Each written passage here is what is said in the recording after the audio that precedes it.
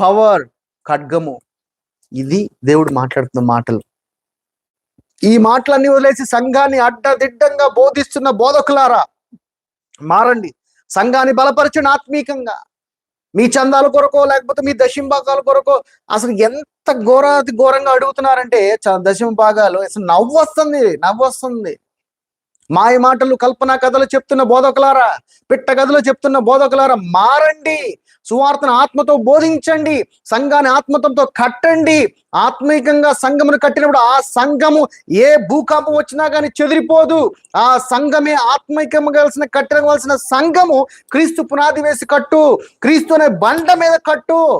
నీవు నీ పిల్లర్స్ మీద సిమెంట్, ఇసుక మీద వేసే సిమెంట్ మీద షెడ్లతో కట్టే సంఘాలు ఎప్పటికైనా భూకంపం వచ్చి చెదిరిపోతాయి. నువ్వు దాన్ని చూస్తూ, ఆ షెడ్ని చూస్తూ లేదా ఆ బిల్డింగ్ చూస్తూ మురిసిపోతున్నావేమో.